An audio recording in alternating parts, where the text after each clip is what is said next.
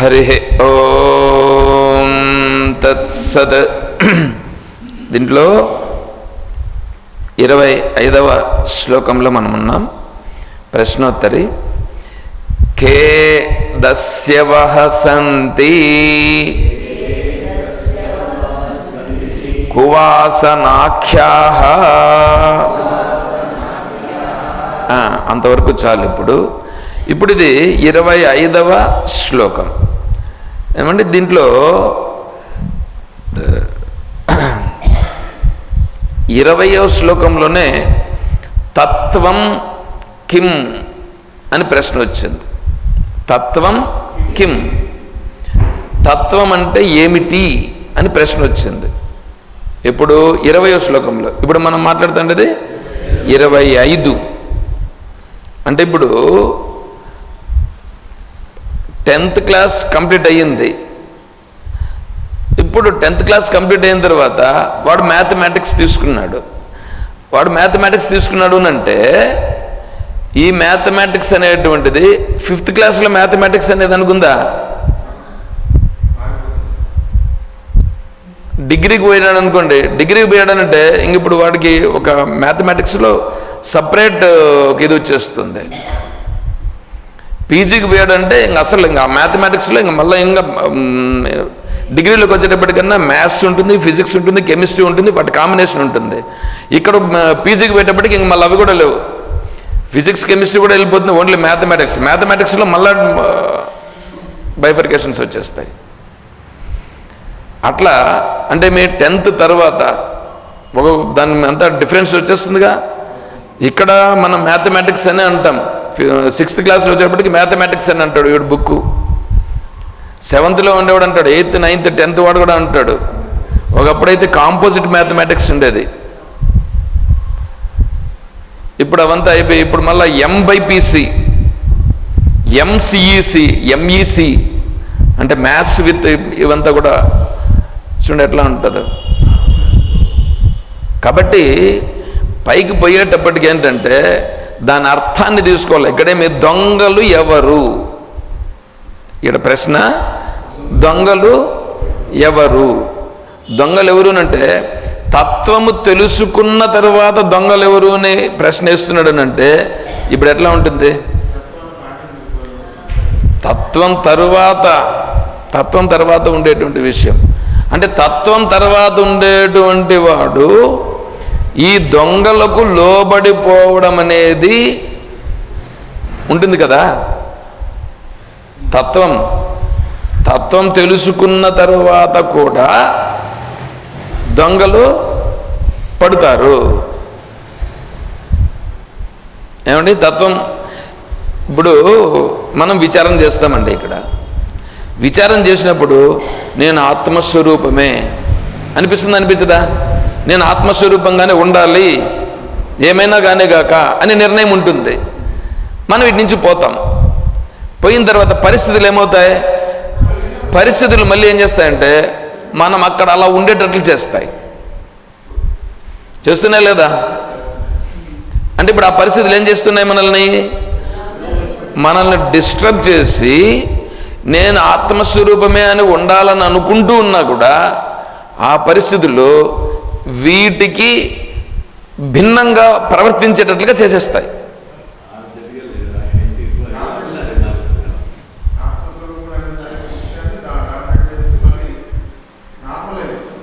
Normal అయిపోతుంది. అంటే చూడండి ఎట్లా ఉంటుంది. ఇప్పుడు ఇక్కడ చూడండి ప్రశ్న ఎట్లుంది. ఇప్పుడు ఇక్కడ దీనికి సమాధానం అక్కడ చెప్పాలి కానీ అట్లా చెప్పాలి కానీ మామూలుగా దొంగలు ఎవరు అనే పరిస్థితి వేరు.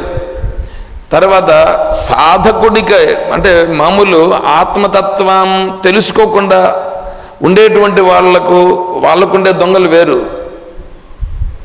ఆత్మతత్వాన్ని తెలుసుకున్న తర్వాత దాన్ని కాపాడుకుంటూ ఉండేటువంటి దొంగలు వేరు. చూడండి ఎట్లా ఉంటుందో. అన్ని పరిస్థితుల్లోనూ ఒకటే చెప్తే ఎట్లా ఉంటుంది? అన్ని పరిస్థితుల్లోనూ ఒకటే సరిపోతుందా? ఒకటి సరిపోదు. ఎంతో ఎద్దినిందంటే ఘాట్ల గడ్డే అంటే అది అట్లా సరిపోతుంది. అరే ఎద్దు ఇంతుందా పాడ అనేదన్నా కొంచెం ఆలోచన చేయాలిగా. అట్లాగే ఇక్కడ కూడా ఏంటంటే ప్రకరణం అంటే ఇక్కడ తత్వం తెలుసుకున్నాడు. తత్వం తెలుసుకున్న తరువాత ఇప్పుడు వీడు ఎలా ఉండాలి? తత్వస్వరూపుడుగా ఉండాలి. ఉండాలి వద్దా? తత్వస్వరూపుడుగా నిలవాలి. తత్వస్వరూపుడుగా నిలవాలి. నిలిస్తేనే కదా అప్పుడు మనకు ఇదవుతుంది. ఇప్పుడు ఒక అతను ఫ్యాక్టరీ పెట్టాడండి. ఫ్యాక్టరీ పెట్టాడు, బాగానే ఉంది. ఫ్యాక్టరీ పెట్టిన తర్వాత రొటేషన్ స్టార్టింగ్లో కొద్దిగా ఒడిదొడుకులు ఉంటాయి. దానికి ముందు చాలా ఇబ్బందులు పడి ఉంటాడు. ఏదో అయింది, ఒక ఫ్యాక్టరీ పెట్టాడు, మెయింటైన్ చేశాడు. ఇది కుదురుకునేదానికి ఒక 3 years పట్టింది. కుదురుకున్నాడు. కుదురుకున్న తర్వాత ఎలా ఉండాలి? మళ్ళీ కిందికి పడకుండా ఉండాలి కాబట్టి కిందికి పడకుండా కదా మెయింటైన్ చేయాలి. దానికి ఏమేమి అడ్డంకులు వస్తూ ఉంటాయి, ప్లస్ మళ్ళీ దీన్ని ఎలా పెంచుకోవాలి, తర్వాత వీడి సర్కిల్ని ఎలా మెయింటైన్ చేయాలి, ఎట్లా పెంచుకోవాలి, ఇవన్నీ కూడా ఉంటాయిగా. వీటన్నింటినీ కూడా చూసుకోవాలి. ఇది ఇప్పుడు విచారణ. ఇంతకుముందు విచారణ వేరే. ఇంతకుముందు కర్మయోగము, ఆ కర్మ సన్యాస యోగం అవి ఇంతకుముందు. ఇప్పుడు మాట్లాడుతూ ఉండేది ఏంటంటే జ్ఞానస్థితిలోకి వచ్చేసావు, తత్వానికి వచ్చేసావు. తత్వానికి వచ్చేసిన తర్వాత, తత్వం తెలుసుకున్న తర్వాత అహం బ్రహ్మాస్మి బ్రహ్మైవాహమస్మి. నిన్న విచారణ కూడా చేశాంగా. అహం బ్రహ్మాస్మి బ్రహ్మైవాహమస్మి అని ఏమండి కొంతసేపు బంగారయ్యి మళ్ళీ వెండి అవుతుందా కదా? ఇప్పుడు నేను ఇక్కడ విచారం చేసేటప్పుడు ఆత్మస్వరూపమయ్యి ఇంటికి పోయిన తర్వాత నేను ఆత్మస్వరూపము, అది ఆటకి ఇది ఈటికి అంటే కుదురుతుందా? అది ఆడ, ఇది ఈడ, సరిపోతుందేమండి? మనకేమవుతుందంటే ఆత్మస్వరూపానికి రావాలి, విచారణ చెయ్యాలి, తత్వం తెలుసుకోవాలి, భగవంతుని గురించి తెలుసుకోవాలి అని అనుకోవడమే గొప్ప. అలా అనుకున్న తర్వాత ప్రయత్నం చేయడం మరీ గొప్ప. అలా ప్రయత్నం చేసిన తర్వాత దాంట్లో నుంచి భగవంతుడెవరు అంటే ఆత్మస్వరూపం అని తెలుసుకోవడం మరీ గొప్ప. అట్లాంటిది ఆత్మస్వరూపమే నేను అని విచారణతో కొద్దిగా తెలుసుకున్న తర్వాత ఆ స్థితిలో ఉండడం కోసం కదా మనం మెయింటైన్ చేయాలి. తెలుసుకున్న తర్వాత ఏమవుతుందంటే వీడేమో తెలుసుకోవడం అంటే ఆడికి అయిపోయింది, తెలుసుకునేసినాడు అంతే. ఇంకా ఆత్మస్వరూపాన్ని గురించి తెలుసుకునేది లేదు. రెండవసారి ఆత్మస్వరూపాన్ని గురించి నువ్వు విన్నా కూడా అది స్మృతి అవుతుందే కానీ కొత్తగా తెలుసుకునేది కాదు. అది స్మృతి అవుతుంది అంతే, జ్ఞాపకం చేసుకోవడమే కానీ ఇంకా రెండోసారి మళ్ళీ నువ్వు కొత్తగా ఆత్మస్వరూపాన్ని గురించి పట్టుకోవడం ఏమీ లేదు. అయితే నేను ఆత్మస్వరూపంగా ఉండలేకపోవడానికి కారణం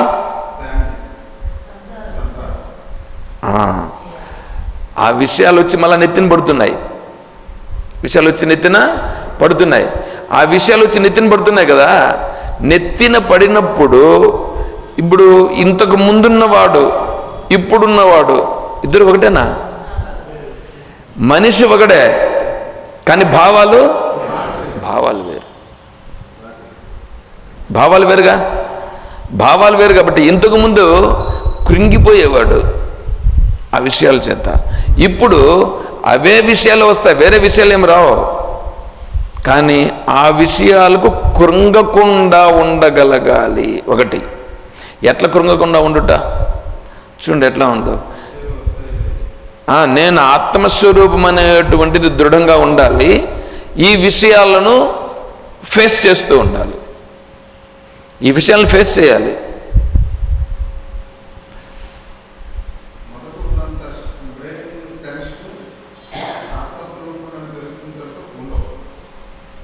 ఉండవు కానీ ఉన్నాయా లేదా? అది కొంచెం అని అన్నావుగా, ఆ మాట రాని.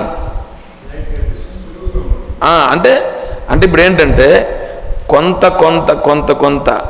ఆ విషయాలను మనం ఏం చేస్తూ వస్తామంటే కొద్ది కొద్దిగా ఇప్పుడు విషయాలు రానికుండా మనం చేయలేం,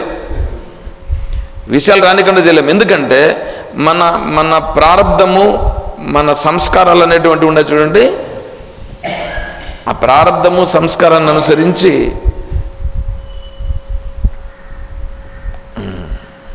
ఈరోజు ఎగ్జామ్ ఉంది కదమ్మ గారు మీకు? ఉంది. సరే 9కా 8:30కి బయలుదేరాలి. సరే మీరు చూసుకొని బయలుదేరండి, నేను ఇంకొక 10 నిమిషాలు, ఎందుకంటే ఈరోజు స్టార్ట్ చేసింది లేట్ కాబట్టి కొద్దిగా. సరే ఇప్పుడేంటి, ఈ వెనకాల ఉండేటువంటి వస్తాయి. ఇప్పుడు చూడండి, ఇప్పుడు మీకు ఎగ్జామ్ వచ్చింది, ఎగ్జామ్ నిలిచిపెట్టేది అనుకుందా, మనం హాజరై తీరాలి. దీన్ని మనం తప్పించలేంగా. తప్పించుకోవాలన్నా తప్పించుకోలేనివి కొన్ని ఉంటాయి. వాటికి ఏం చేయాలి? ఇప్పుడు వాటితో మనం ఎలా ఉండాలి చూడండి ఎట్లా ఉంది. అప్పుడు మనం ఎట్లా ఉంటామంటే ఆత్మస్వరూప స్థితిలో ఉంటూ, అంటే నేను సాక్షిని అని ఉంటూ ఇది జరగాల్సింది జరుగుతుందని చూడడం. ఇది జరగాల్సింది జరుగుతుంది అని చూచుట. మనకు ఎట్లాంటివి వస్తాయి అనేటువంటి దాని గురించి ఒక మహాత్ములుగా ఉన్నటువంటి వాళ్ళు చెప్పారు చూడండి.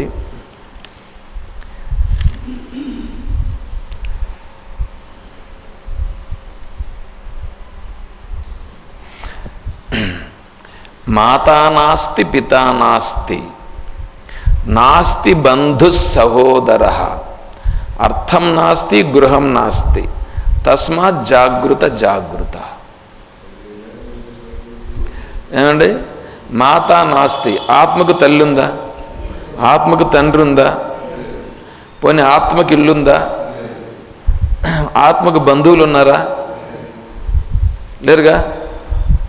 ఇప్పుడు మనం పోతే దేంట్లోకి పోతా ఉండేది? ఏమీ లేనిది నేను, కానీ నేను పోతా ఉండేది అన్నీ ఉన్న ప్రదేశంలోకి వెళ్తున్నాం. తల్లి ఉండారు, తండ్రి ఉన్నాడు, ఇల్లుంది, బంధువులు ఉండారు, వీళ్ళందరిలోకి వెళ్తున్నాం. అవునా? యాక్చువల్గా ఇవన్నీ నాకు లేవు, కానీ ఇవన్నీ ఉండే ప్రదేశానికి వెళ్తున్నాం. అంటే బురద అంటుకోలేదు మనకి, కానీ పోయి ఆడబడుతున్నాం, బురదలోనే కాలు పెట్టాలని అవుతా. తస్మాత్ జాగృత.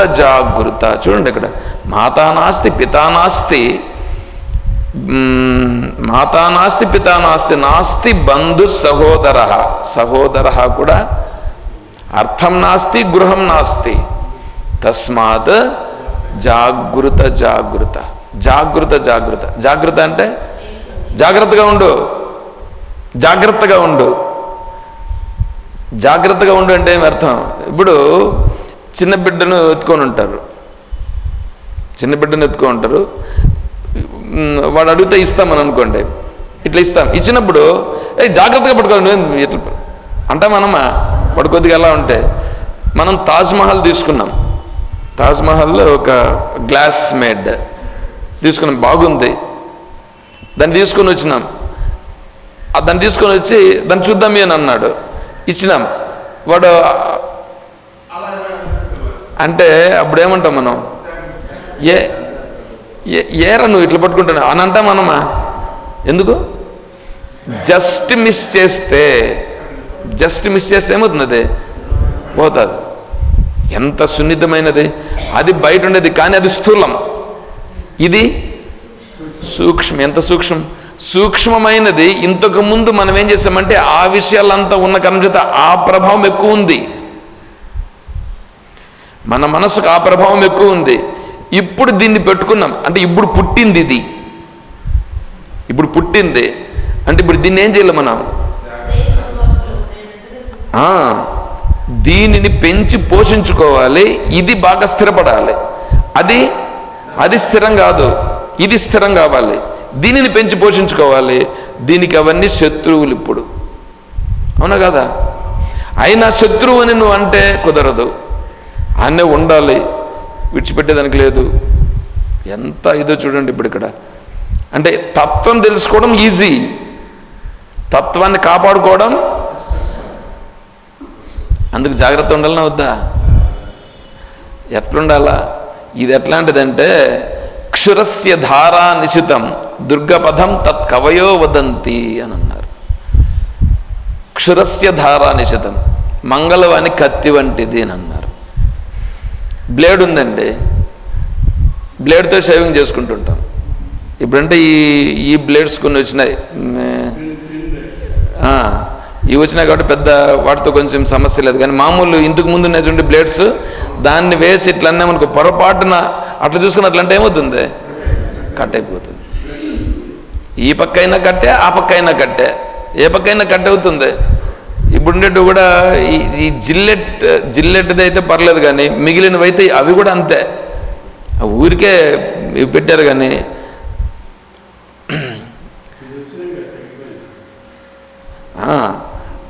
తగ్గిపోయింది, కానీ మంగళోళ్ళు తగ్గలేదుగా. మంగళోళ్ళు తగ్గలేదు. మంగళోళ్ళు షేవ్ చేస్తానన్నాడు, మన దగ్గర కత్తి ఉంటుంది, కత్తితో అట్లా ఇట్లా అంటే పోతుంది. దాంతో ఎంత జాగ్రత్తగా ఉండాలి. తర్వాత ఇంకోటి ఏంటంటే ఈ యోగా చేసేటువంటి వాళ్ళు కొంతమంది సూదులు లాగా ఉంటుంది ఒక పరుపు, అకుపెంచర్, అదే సూదులాగా ఉండేటువంటి ఒక ఆసనం, ఆసనం మీద పడుకుంటాడు, పైన ఒక బండ పెడతారు, దాన్ని పగల కొడతారు. చూసినారా ఎంత ఇది? మనం దాని మీద కాలు పెడితేనే, కానీ అది దానికి ఒక ఇది ఉంటుంది, దాన్ని పడుకోవాల్సిన లెవెల్లో పడుకుంటే అవే మనకు సపోర్ట్ చేస్తాయి. వాడు ఆ లెవెల్ మెయింటైన్ చేస్తాడు.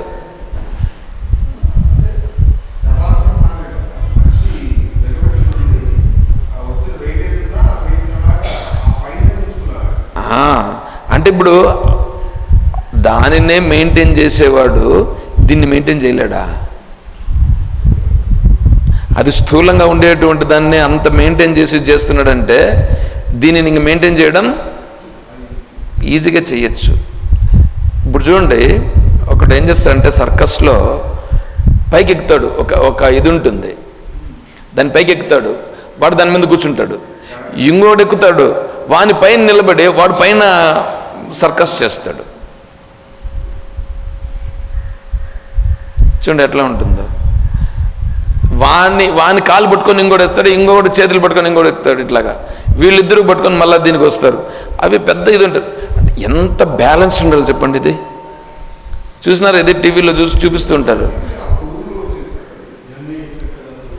చేస్తున్నారంటే వాడి మనస్సు ఎంత ఏకాగ్రత ఉండాలండి, ఎంత దానిపైన ఏకాగ్రత చేయగలడు, కానీ దీనిపైన ఏకాగ్రత చేయలేడు. వాడు పట్టుకూటి కోసం చేస్తున్నాడు, వాడు పట్టుకూటి కోసం చేస్తున్నాడు. నేనేమంటున్నానంటే శాస్త్రం ఏం చెప్తుందంటే, నాయన పట్టుకూటి కోసం అనేటువంటిది నీకు ఎలాగూ జరుగుతుంది, నీ ప్రారంభంలో ఉంది, అది జరగకుండా ఏం పోదు. నువ్వు ఉండాల్సింది నేను ఆత్మస్వరూపమని నువ్వు ఉండగలవా, దాన్ని మెయింటైన్ చేయాలి. అర్థమైంది? ఇప్పుడు చూడండి, మాతా నాస్తి పితా నాస్తి నాస్తి బంధు సహోదర, వీళ్ళని ఎవరిని విడిచిపెడతామండి? తల్లిని విడిచిపెడదామా, తండ్రిని విడిచిపెడదామా, బంధువులను విడిచిపెడదామా, సహోదరులను విడిచిపెడదామా? అర్థం నాస్తి గృహం నాస్తి. అట్లాగనే ధనాన్ని విడిచిపెడదామా, ఇల్లుని విడిచిపెడదామా? ఏదైనా విడిచిపెట్టేదానికి ఉందా చెప్పండి, మీరు చెప్పండి.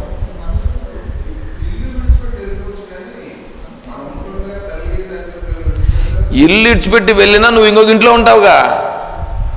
ఈ ఇల్లు ఇడిచిపెట్టినావు, ఈ ఇల్లు ఇడిచిపెట్టినావు, కానీ ఆడికి పోయి ఇంకొక ఇల్లు పెట్టవా నువ్వు? ఏడన్నా కానీ అది ఇల్లేగా, అది ఇల్లేగా, అది కదా చెప్తా ఉండేది. నువ్వు ఏదన్నా మాట్లాడు, దానికి చెప్తా. ఈడ ఇడిచిపెట్టినావు కానీ అక్కడ పెట్టినావుగా, ఈడ తల్లిదండ్రిని ఇడిచిపెట్టినావు కానీ ఇంకొక జాగాకు పోయి నీకు తల్లిదండ్రి అనేటప్పుడు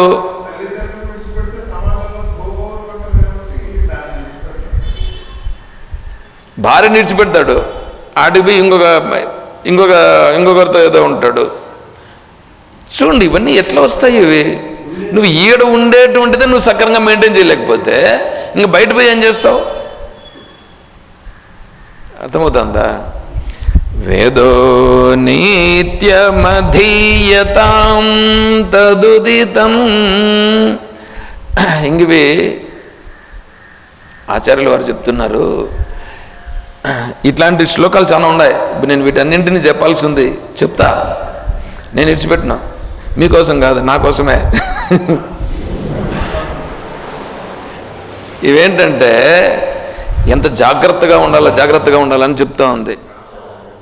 జాగ్రత్తగా ఉండాలని చెప్తా ఉంది. ఇవి జాగ్రత్తగా ఉండాలంటే వాటి బలం ఎక్కువ ఉంది, ఈ బలం తక్కువ ఉంది. కాబట్టి ఇప్పుడు ఏం చేయాలి? దీన్ని మనం పెంచుకోవాలా. వేదో నిత్యమధీయతాం